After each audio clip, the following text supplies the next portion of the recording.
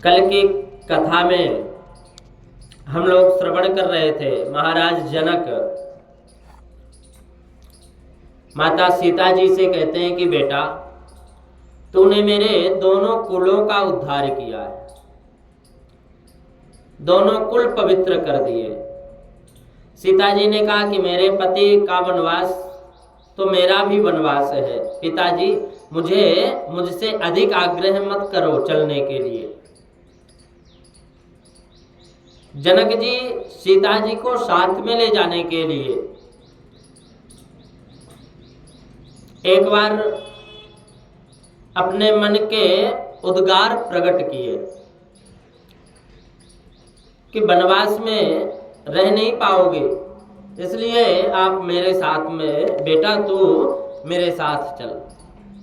तूने दोनों कुलों का उद्धार कर दी, दोनों कुलों का तूने पवित्र कर दिया। दोनों कुल में जानकी जी ने कहा, कौशल्या माता ने कहा कि इस भरत को समझाओ, भरत 14 वर्ष तक किस रीति से जिएगा, राम विरह यह सहन नहीं कर पाएगा। भरत का संतोष हो वैसा करो। तब जनक जी ने कहा कि सावधान सुन सुमुखी सुलोचनी, भरत कथा भव बंध विमोचनी, धर्म राजनय ब्रह्म विचारो, इहाँ जथामति मोर प्रचारो, सोमति मोर भरत महिमाही, कहे काह छल छुअत न छाही। लोग मुझको ब्रह्म ज्ञानी कहते हैं। जनक जी महाराज कहते हैं कि लोग मुझे ब्रह्म ज्ञानी कहते हैं,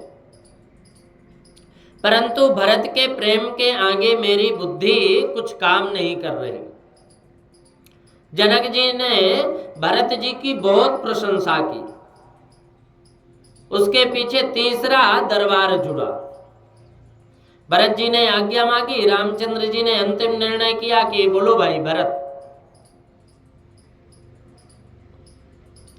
आज तक मैंने तुमको कभी नाराज नहीं किया, परंतु आज मुझको कहने में दुख होता है। भरत तू जानता है पिता की आज्ञा का पालन करना तेरा धर्म है और मेरा भी धर्म है। सो तुम करहूं करावहूं मोहि, सो तुम करहूं करावहूं मोहि, तात तरनी कुल पालक हो। भरत जी, पिता की एक आज्ञा का पालन मुझको करना है। भरत, राम जी कहते हैं कि भरत तू जानता है मुझे पिता की एक आज्ञा का पालन करना है, एक आज्ञा का पालन तुझको करना है। 14 वर्ष वन में मुझे रहना है, 14 वर्ष अयोध्या का राज तुझको करना है। भरत ने कहा कि जो आज्ञा, मुझको शांति है, आपने आज्ञा की, मुझे सिरोधार्य है, मैं 14 वर्ष आपका स्मरण करता रहूंगा, अयोध्या में रहूंगा।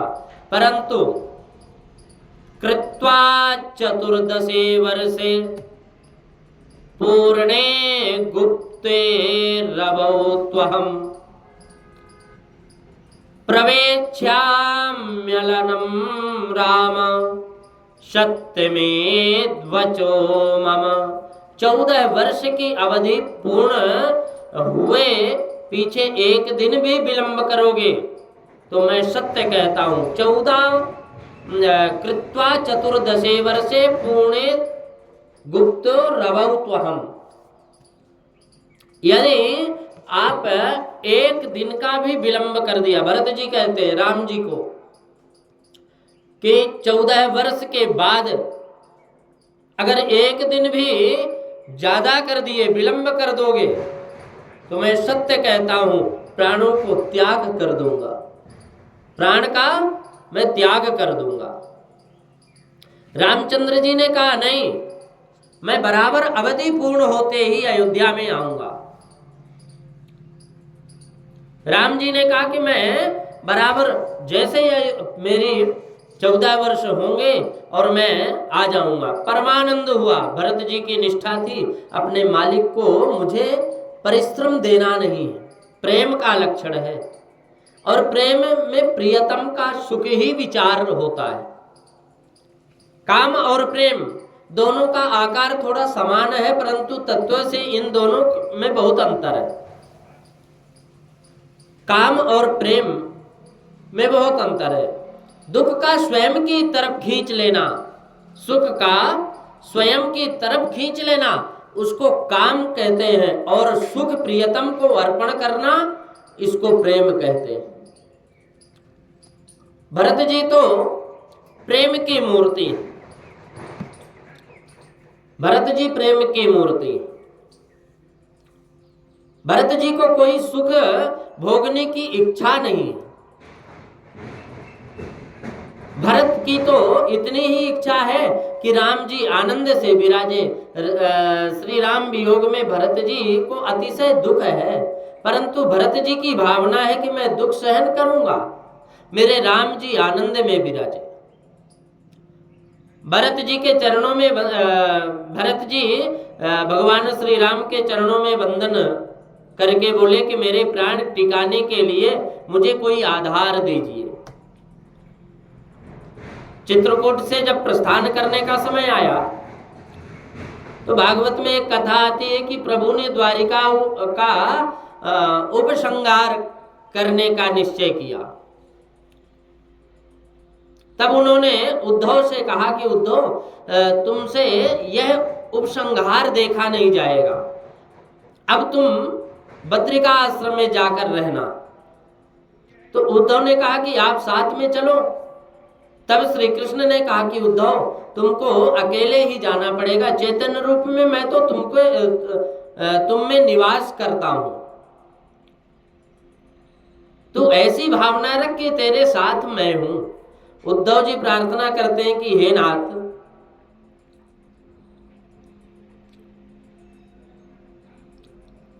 भावना आधार बिना नहीं होती, निराधार भगवान होती नहीं। निराधार भावना नहीं होती। आप मुझको कोई ऐसा आधार दो जिससे मैं भावना करूं। तो श्री कृष्ण भगवान ने उद्धव जी को स्वयं की चरण पादुका दे दी थी। उद्धव जी ने मान लिया कि द्वारिकानाथ अब मेरे साथ है,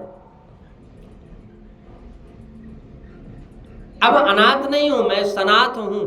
यह चरण पादुका मेरे साथ है, परमात्मा मेरे साथ है। उद्धव जी का प्रेम ऐसा है कि उन चरण पादुका में उनको कृष्ण विराजते हैं, कृष्ण के दर्शन होते हैं।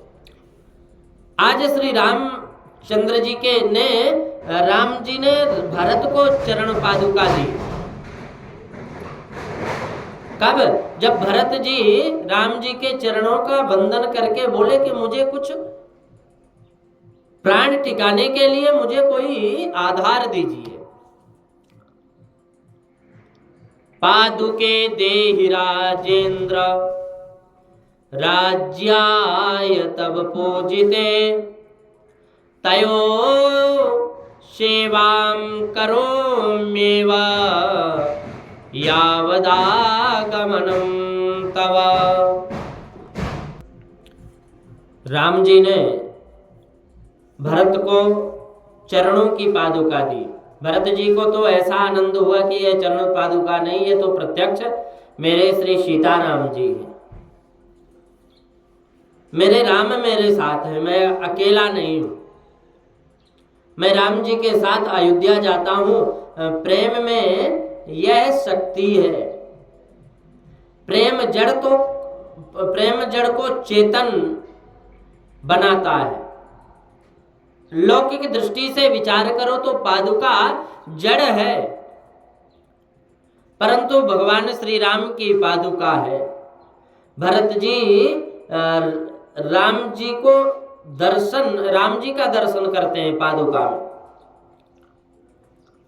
जो वस्तु है जैसी है, उस वस्तु को उसके यथार्थ रूप में जाने, उसका नाम ज्ञानी है।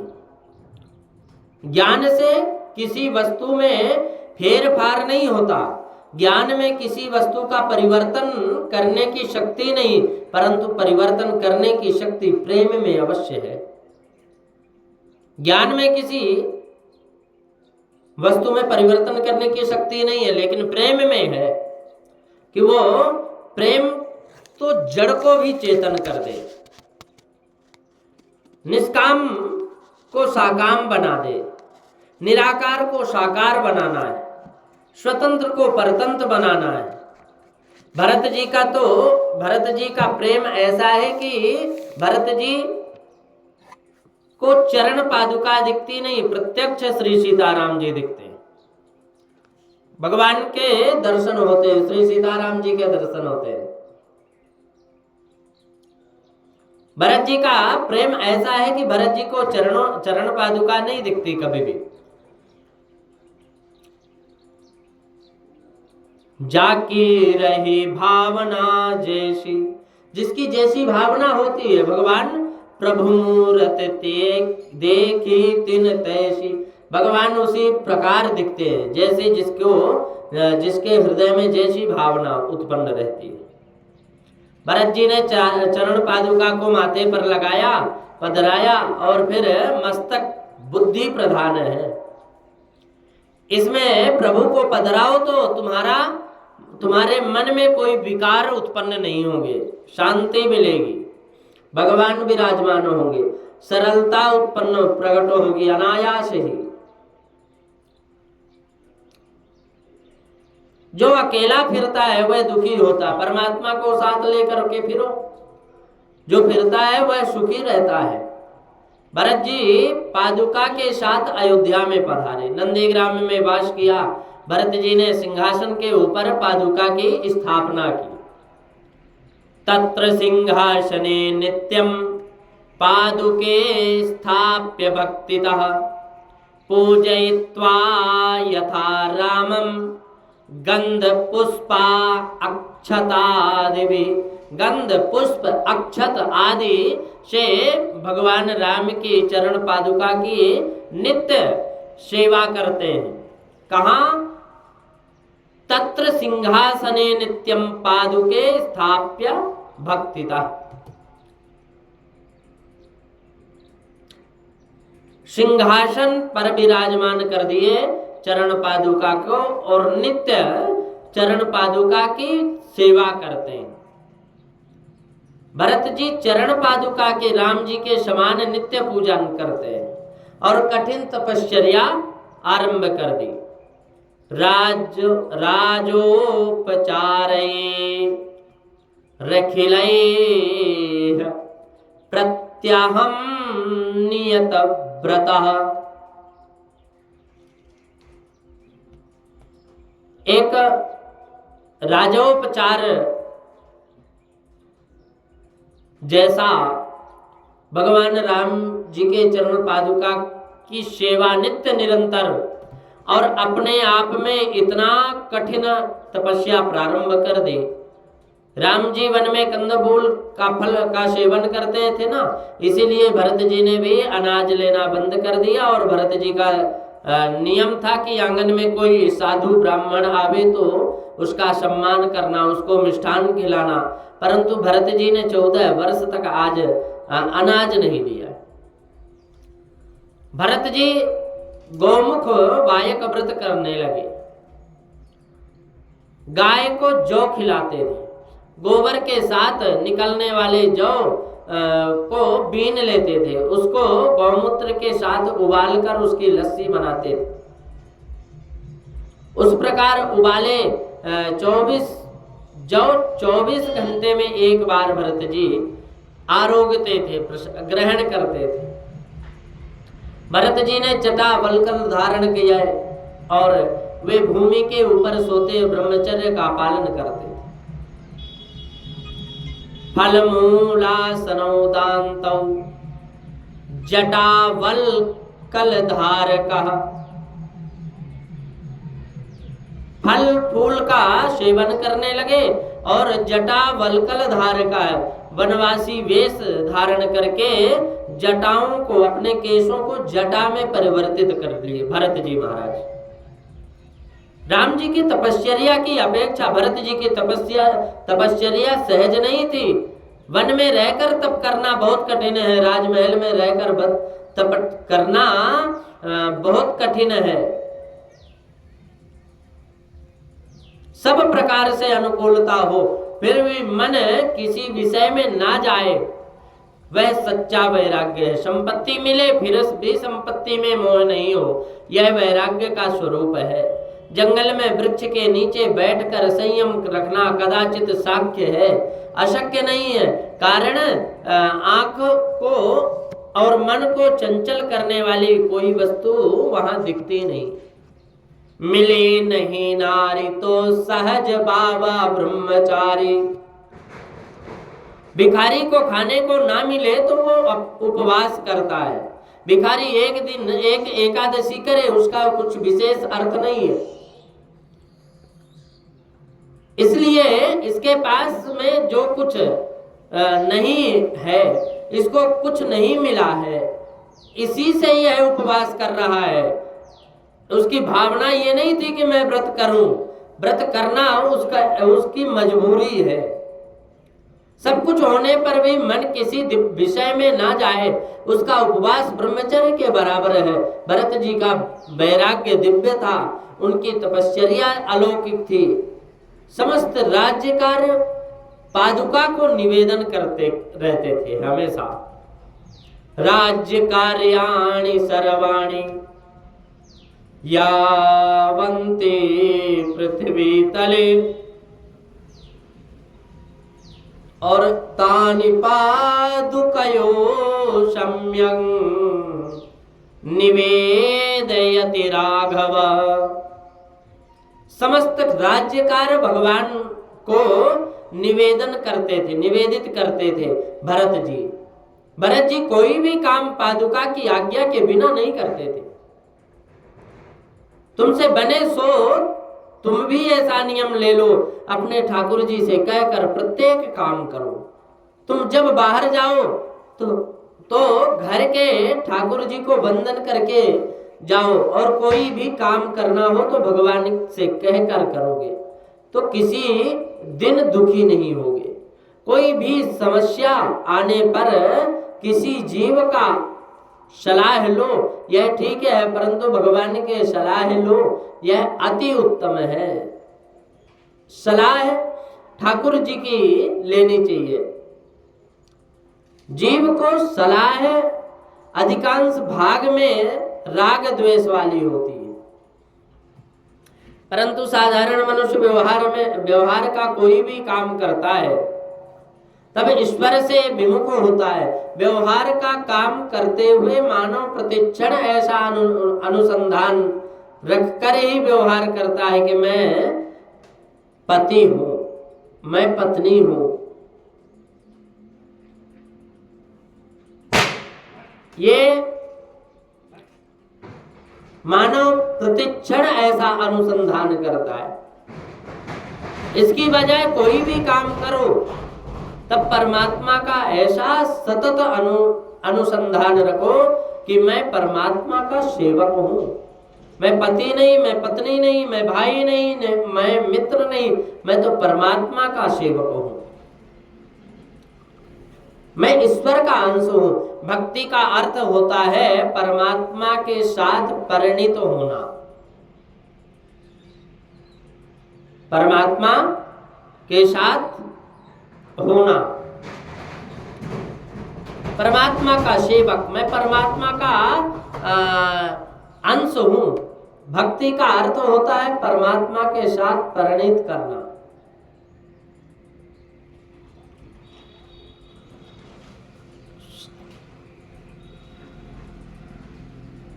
मैं ईश्वर का अंश हूं। भक्ति का अर्थ है परमात्मा के साथ परिणित होना।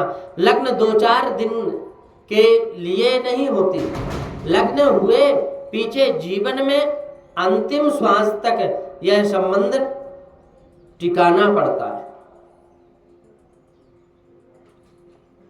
ईश्वर का सतत अनुसंधान करो।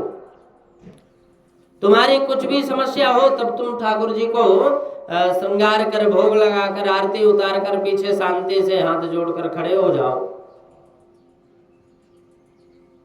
और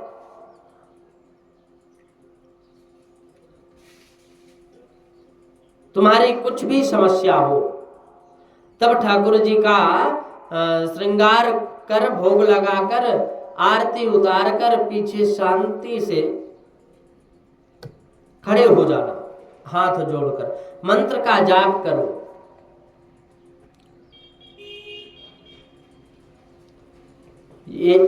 यह श्लोक महामंत्र है। कार्पण्य दोषः कार्पण्य दोषोपहत स्वभावः पृच्छामि त्वां धर्म सम्मूढ़ चेता। यह श्लोक महामंत्र है। इस श्लोक का जप करो। इस श्लोक का जप करते करते भगवान के चरणों में सो जाओ तो भगवान स्वयं में मार्गदर्शन देते हैं। कार्पण्य दोषो पहत स्वभावः पृच्छामि त्वां धर्म सम्मूढ़ चेता।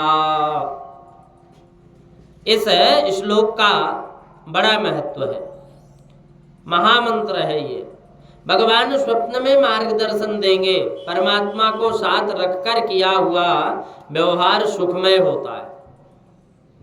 ईश्वर के साथ, ईश्वर से विमुख होकर किया हुआ व्यवहार अभिमान उत्पन्न करता है, अभिमान हो जाता है। भरत जी प्रत्येक कार्य चरण पादुका को निवेदन करते थे। भरत जी तन से तो अयोध्या में थे, परंतु मन से भरत जी राम जी के चरणों में थे, भगवान के श्री चरणों में थे। शंकर भरत जी को ब्रह्म मुनिर यथा ब्रह्मनिष्ठ महापुरुष की उपमा देते हैं भगवान भोलेनाथ। कहते हैं कि ब्रह्म मुनिर यथा, ब्रह्मनिष्ठ महापुरुष है कौन? भरत जी। स्थितो रामार्पित मनाः साक्षात ब्रह्म मुनिर यथा। जो राम जी की प्रतीक्षा में भरत जी अयोध्या में इस रीति से तपस्या करते थे। भरत जी का रोज का नियम था सायंकाल पादुका को फूलों से श्रृंगार करना, पादुका में नेत्र स्थिर करना, सीताराम सीताराम सीताराम का जप करना। भरत जी पादुका में दृष्टि स्थिर रखते थे, ध्यान रखते थे। तुम्हारा मन चंचल हो तो भले हो, आंख हो चंचल कभी नहीं हो, आंख चंचल हो सकती, मन हो जाता है चंचल। तुम जब जब करने बैठो तब आंख ठाकुर जी के चरणों में रखना। मन स्थिर करना कठिन है, परंतु आंख को भगवत स्वरूप में स्थिर रखना बहुत कठिन नहीं है। साधारण मन ऐसा नियम है कि जागृत अवस्था में जब जागते रहें, जागृत अवस्था में मन आंखों के ऊपर होता है। आंख जहां देखेगी, जहां जाएगी, अधिकांशतः मन जाता है वहां। आंख चंचल होती नहीं, मन चंचल होता है। आंख को प्रभु के स्वरूप में रखो, आंख स्थिर होगी तो मन भी स्थिर हो जाता है।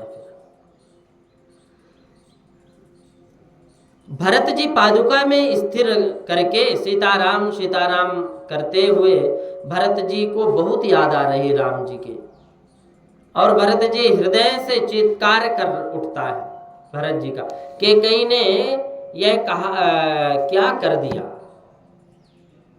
विचार करते व्याकुल हो जाते हैं। फिर श्री राम का जप करना प्रारंभ कर देते हैं पादुका से। सीताराम जी बाहर आते हैं, भरत जी को फिर तो संयोग का अनुभव होने लगता है। रामचंद्र जी वन में गए थे, भरत जी उस समय भूल जाते हैं। भरत जी को ऐसा लगता है कि श्री सीताराम जी यहाँ विराजे हुए हैं और प्रेम से हमें देख रहे हैं। भरत को समझाते हैं, भाई मैं तो घर में ही हूं।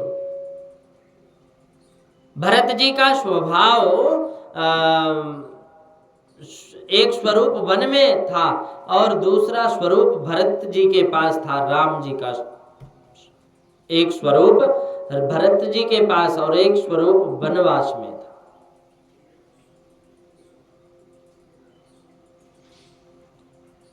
राम जी विराजते हैं, जितने भक्त हैं उतने ही राम जी हैं। राम जी तो सर्वव्यापक हैं। जहां बैठकर राम जी का स्मरण करोगे, राम जी वहां हैं, वहां विराजते हैं जहां हम याद करेंगे। अण तो अणुर्यान, मह तो मणिर्यान।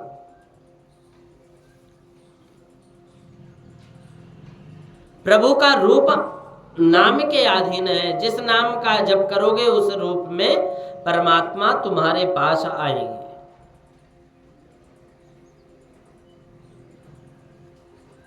भगवत स्वरूप, भगवत कृपा अगर देखना हो तो भरत जी में देखो।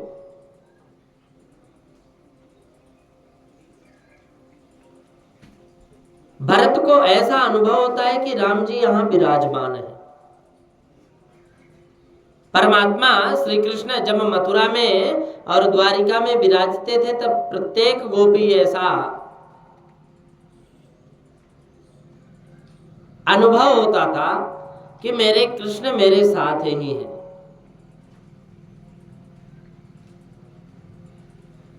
एक बार ब्रह्मा जी परीक्षा ले लिए कृष्ण भगवान का कि वास्तव में क्या ये भगवान है। क्योंकि ब्रह्मा जी को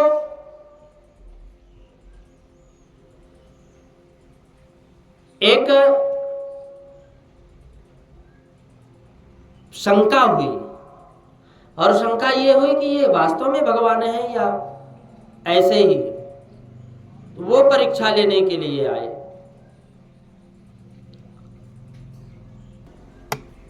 भगवान सब गोपियों को ऐसा लगता था, भगवान ऐसा कर दिए लीला अपनी की, भगवान श्री कृष्ण कि गोपियों को लगे कि कृष्ण गए नहीं है, कृष्ण तो मेरे साथ है।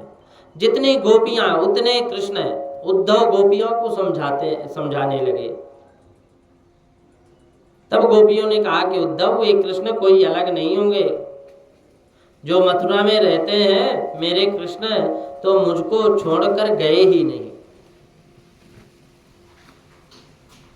मेरे कृष्ण निरंतर मेरे साथ हैं, 24 घंटा है, और मेरा और इनका नित्य संयोग है।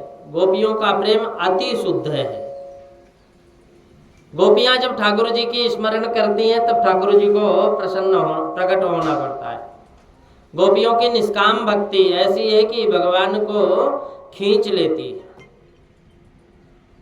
और जहाँ भक्ति है वहाँ भगवान है, और जहाँ भक्त और भगवान एक ही है, भक्त और भगवान अलग नहीं है। जिस प्रकार प्रत्येक गोपी में प्रत्येक गोपी में ऐसा अनुभव कराया कि मैं तो तेरे पास ही हूं। प्रत्येक प्रकार परमात्मा भरतलाल को भी ऐसा ही अनुभव कराते हैं कि मैं तो तेरे साथ हूं, यहीं भी राजा हूं। भरत जी ने प्रेम लक्षण भक्ति देवी का दिव्य आदर्श जगत को बताया और संयोग में सेवा किस रीति से करना है, यह आदर्श लक्ष्मण जी ने जगत को बतलाया है। राम वियोग में मानव जीवन कैसा होना चाहिए, मानव को किस रीति से पवित्र होना चाहिए, यह आदर्श भरत जी ने बताया। और हम अपने को राम जी का वियोग है, मनुष्य का जीवन भरत जैसा हो तो श्री राम मिले। भरत जी का चरित्र बहुत मनुष्य के लिए अनुकरणीय है। बहुत से लोग राम जी के दर्शन के लिए व्रत करते हैं, उपवास करते हैं, बहुत ब्रह्मचर्य का पालन करते हैं। 14 वर्ष तक अयोध्या की प्रजा ने श्री रामचंद्र जी की तपस्या पूर्वक प्रतीक्षा की, बहुत निर्मल भाव राम जी के प्रति। मनुष्य जैसे पैसे के लिए प्रवृत्ति करता है, परमात्मा के लिए क्या करता है? मनुष्य को पैसे जितने भी परमात्मा की आवश्यकता प्रतीत नहीं है। लोग कहते हैं कि भगवान के दर्शन हमको नहीं होंगे। भगवान दर्शन तुमको किस रीति से हो? तुमको प्रभु की क्या आवश्यकता पड़ती है? परमात्मा के लिए तुम क्या करते हो? यह जीव ईश्वर के लिए लौकिक सुख का त्याग लौकिक सुख का त्याग नहीं करता, फिर परमात्मा को कैसे प्राप्त कर सकता? परमात्मा तो व्यापक होने से तुम्हारे पास ही है। परमात्मा तुम्हारे पास है। भगवान को भी दया नहीं आती, परमात्मा तो व्यापक होने से तुम्हारे पास है। तुम सावधान होकर भगवान कहते हैं कि अगर भगवान के दर्शन हमको नहीं होते, परमात्मा की आवश्यकता प्रतीति नहीं होती, और लोग कहते हैं कि भगवान के दर्शन हमको नहीं होते, भगवान दर्शन हमको किस प्रकार दे, किस रीति से दे? जीव यह ईश्वर के लिए भौतिक सुख का त्याग ना करे तब तक भगवान को भी दया नहीं आती। और जब वो त्याग देता है, सर्वस्व न्यौछावर कर देता है, सब कुछ दे देता है भगवान को मनुष्य, तो फिर भगवान कहते हैं जब हमें ही दे दिया तो हम भी भगवान के ही, हम भी भगत के। सोई सर्वज्ञ गुणी सोई ज्ञाता, सोई महि मंडित पंडित दाता, धर्म परायण सोई कुल त्राता, राम चरण जाकर मन राता, नीति विपुन सोई परम शयाना, श्रुति सिद्धांत नीक ही जाना, सोई कपि गोविद सोई रणधीरा, जो छल छाड़ी भजई रघुबीरा, ध्याये दान जानबाहुं धृत सरधनुषं बद्ध पद्मासनस्थं, पीतं वासो वसानं नवकमल दल स्पर्धिनेत्रं प्रसन्नं, वामांकारूढ़ सीता मुख कमल मिल्लोचनं नीरदाभं, नानालंकार दीप्तं दधत मुरु जटामण्डलं रामचन्द्रं। श्री सीताराम जी महाराज की जय।